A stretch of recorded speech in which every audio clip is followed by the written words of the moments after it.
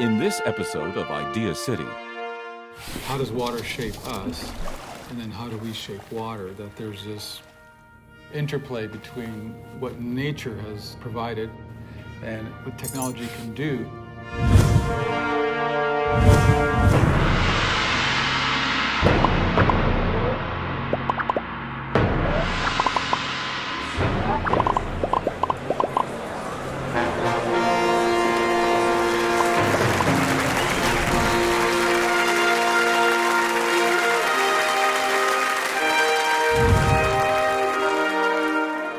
It's as if, given the decline of the Western religions, environmentalism has become the new religion. And what interests me even more than whether or not climate change is man-made and whether or not radical and expensive measures are warranted, what interests me even more is the way in which alarmists dare to call other people deniers and accuse them, in a thinly veiled reference to the Holocaust, of heresy and willful blindness, while the skeptics accuse, quote, warmists of hysteria, falsification of data, and self-enrichment. It's a very volatile scene. And we're going to begin with one of our gold, Ed Burtynsky. Ed has traveled the world. He's looked at industrial devastation in the eye, and as a witness, he has brought back shocking, stunning images, which he has printed to a scale that these images deserve. We begin with Ed Burtynsky.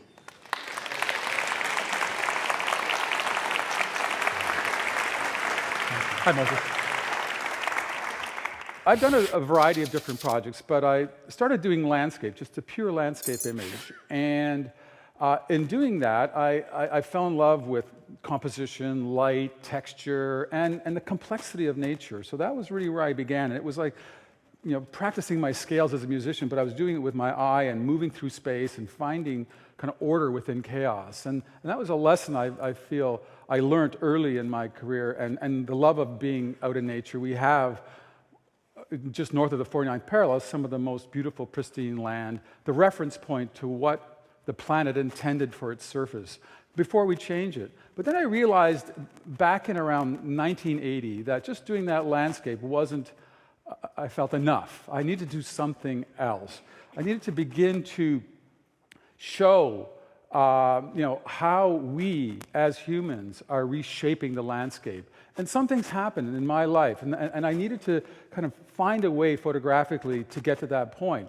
And so when I was born back in 55, there were about 2.5 billion people. We're now pushing to the 7.5 envelope. So that's 5 billion people. That's almost a billion per decade, or 100 million per year. So, and it's taken all of time to get us to that point. So we're tripling in my own lifetime. So something is happening with our species. Often it's called, we're a rogue species on the planet. We're just literally taking over. But we've always taken from nature. That's not new. But what's changed now that we're at this number is the speed and scale of that taking. And I believe it began really, that what allowed us to get there is the Industrial Revolution and the steam engine, and then the internal combustion engine, and the discovery of gasoline and oil, and then the explosion of the car through Henry Ford and making it affordable, and on it built up the aircraft, ships, et cetera, et cetera. So now we're burning an enormous amount of fuel that's been deposited through millions of years of sunlight captured through photosynthesis, or the oceans capturing it, and now it's being captured again by us and brought to us through refineries to our cars. So I did a big project on oil for 12 years, and then I realized that there's another big liquid that's equally, and even if not more important right now to our survival, and that's water. Without water, there's simply no life. Amazing formations, because it's almost like nature pushing back. It's creating these tree formations. This is the pumping action of the ocean tides onto the delta, so you may have a dip. So as the water recedes, it creates these tree formations. Great ideas are meant to be shared. Join the discussion on Facebook.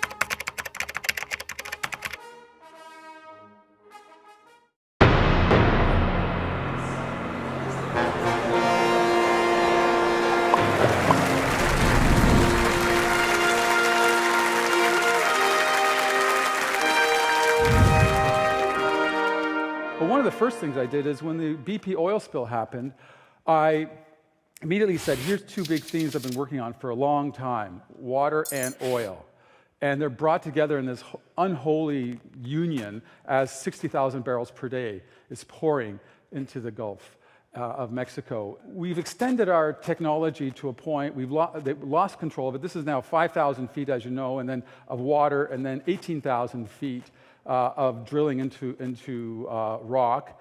So it's 23,000 feet, and then losing control of it, now trying to stop this. And this ship is now drilling the relief well for that unfortunate situation. This is the Gulf of the Mississippi, where it comes out of the Mississippi River into the Gulf of Mexico. And what you see here is, again, the oil spill on that, but the green that you see in this picture isn't supposed to be that green. And that's a lot of the phosphors and nitrates coming off of the agricultural land is creating a dead zone of about 100 kilometer radius coming out of the Mississippi. So in a way, this oil on top of that water is distress on distress. And what I'm trying to show in this is where we do something and we don't fully understand the full consequences of it. Here's another one where maybe it's more conscious. This is where Mulholland redirected the Owens River. And then the whole Owens Lake dried up, creating one of the worst environmental problems where you had dust bowls. So that because it was in a bowl, it would whip up and then pick up all of the heavy metals and drop them on the local towns. So now, in this case, this roadway is Los Angeles paying up to $1 billion to redo the whole lake bed into a sprinkler system to wet it so you don't get those dust storms coming off of it again. The Salton Sea, again, another situation where it was a problem of a farmer who made a temporary dam on the Colorado River. A flash flood happened up the Colorado. The water came rushing down, blew out the dam, and for 4 years, the water rushed out of the Colorado, totally being redirected from the delta into this Salton Basin, creating one of the largest bodies of water. This is around 1905 in California. Water's still being redirected, and it's being used for irrigation in Imperial Valley. But because of the decades of the salt gathering through the farming, because this is still a very salty type of landscape, it's dissolving into solution and going into the lake and concentrating. So this is now 3 times the salinity of the Pacific Ocean or the ocean. So very little life can be supported in this body of water.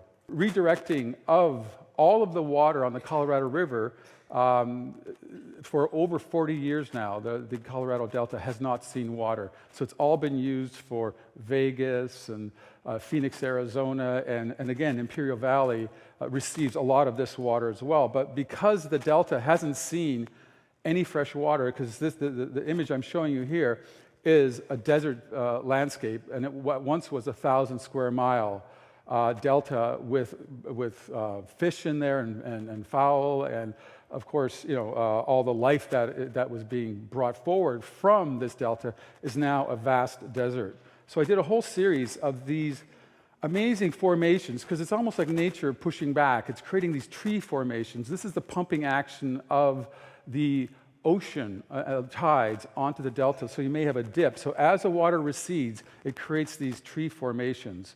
So I went to photograph these as evidence. And then what you're seeing there, of course, is the silt that's come out of the Grand Canyon. So the whole delta is the whole contents of the Grand Canyon. If you've ever seen the scale of that, well, it had to go somewhere, and that is in the Colorado River Delta. This is an ancient form of water control. So this is a step well in Rajasthan in India. And these were built started around 12th century, and for about 300 or 400 years, this is how they got water. Get the latest Idea City news instantly. Follow us on Twitter.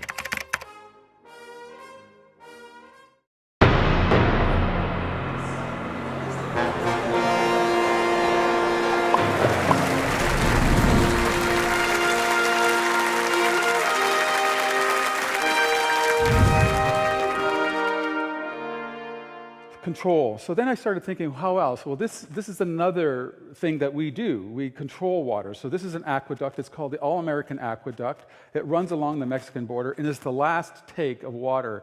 So this takes about 4 million acre-feet. So an acre-foot is, think of an acre and a foot of water. That's how they measure water, and that's how they discuss water in terms of taking from the Colorado. So this is the All-American Canal, which was just relined. The old one is just to the side of it. You can see it. And then this is the interesting image for me, because you can see on the right, you can see that this is what we're starting with. This is how we're terraforming the planet.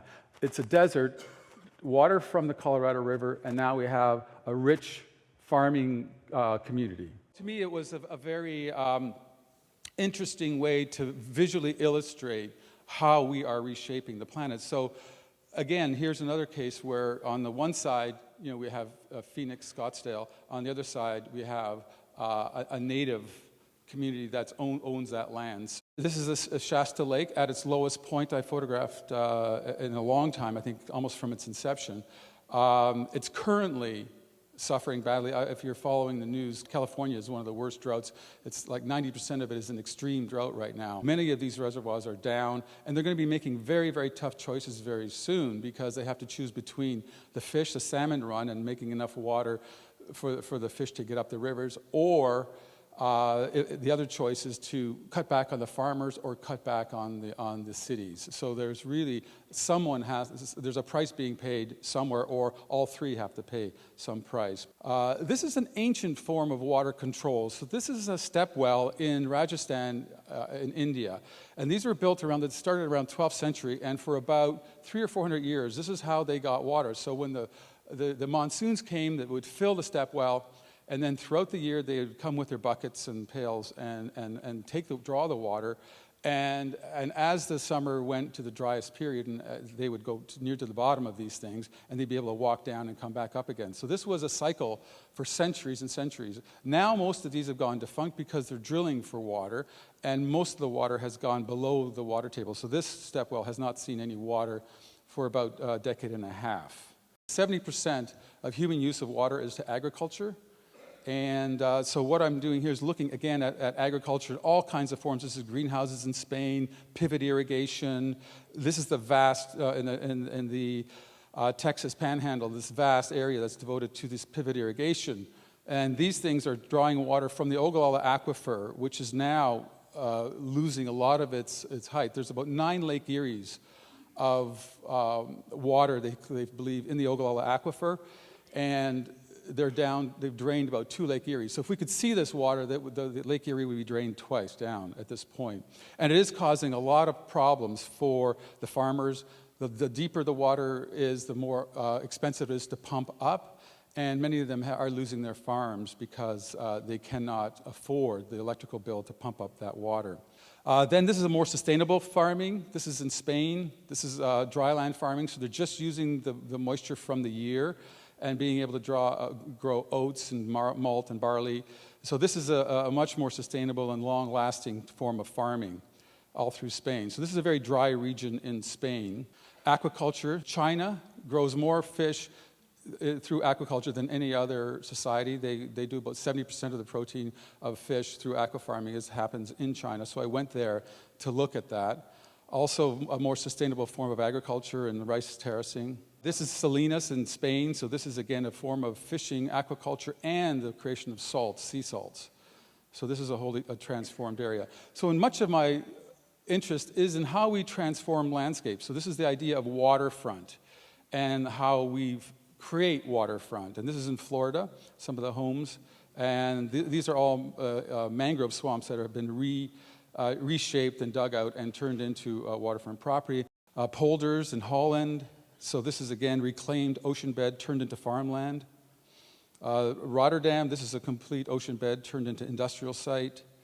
And, of course, showed a bit of the Great Lakes. This is Georgian Bay, cottage on Georgian Bay, tenaciously hanging onto a rock. If I look at 30 years of my work, I've learned to understand what is there before we come. Get the latest Idealist news, presenter information, and watch streaming video at ideacityonline.com.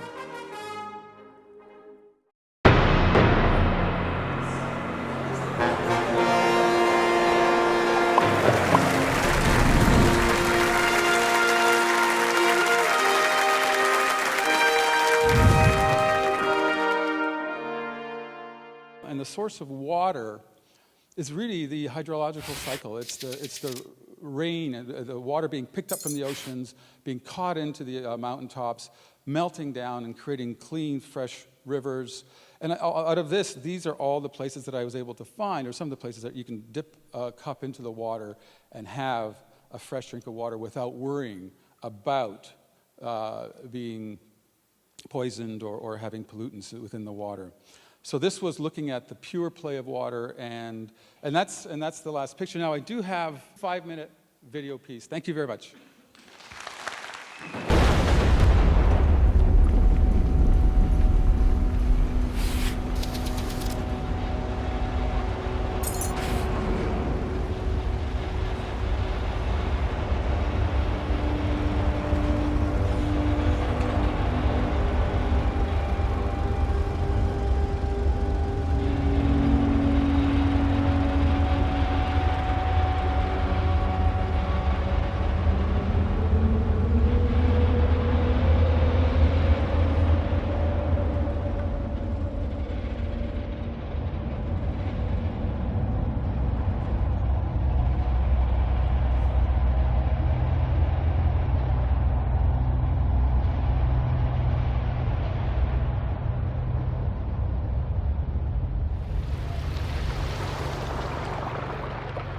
When I was first contemplating water, one of the key things I was thinking about is how does water shape us, and then how do we shape water? That there's this interplay between what nature has provided and what technology can do.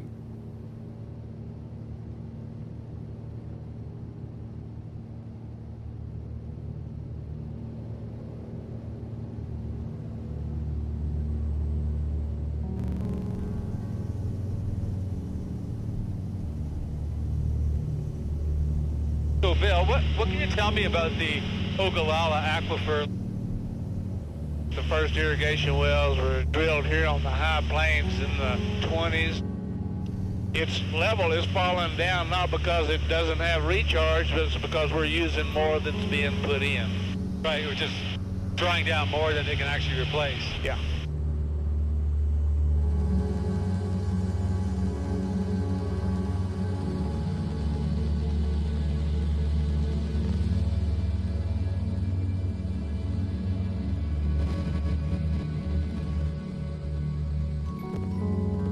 Pues antes estaba muy bonito el río, muy antes. Pues el río Colorado estaba muy lleno, mucha agua, había mucho pescado, mucho bocón, mucha lisa, mucho pescado. Se secó y nos venimos.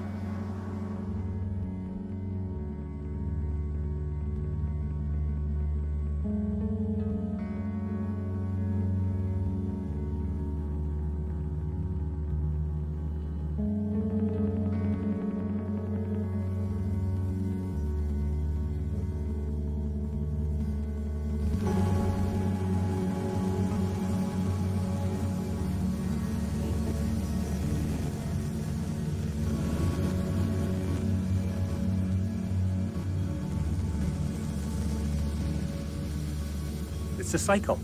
It starts in the ocean, leaves the salt behind, travels up here and hit our mountains, and it's the interaction between the sky and the land, and it creates this moisture that goes back down to the sea as it keeps cleansing itself. But in that process of this cycle, we fit in. We're water, you know, and whatever falls from the sky and lands here, and if I drank it and you drank the same water source for for a month or so, we'd be 70-some% the same water. We're all water.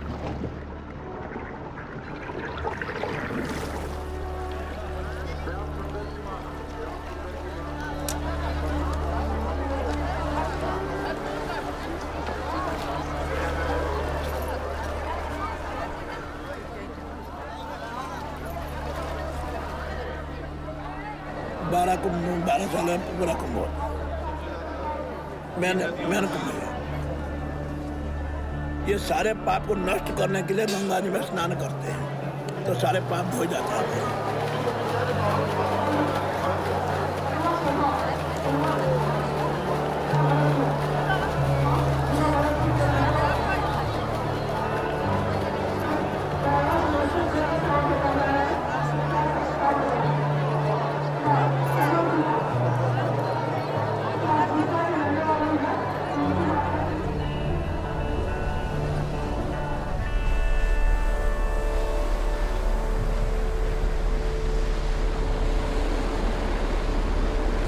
If I look at 30 years of my work, I've learned to understand what is there before we come, before we change it. And for me not to have that profound relationship, I couldn't do this work, because this work is lament for that loss. Idea City is a place where ideas come face to face to inspire and give us hope. At this time, our plan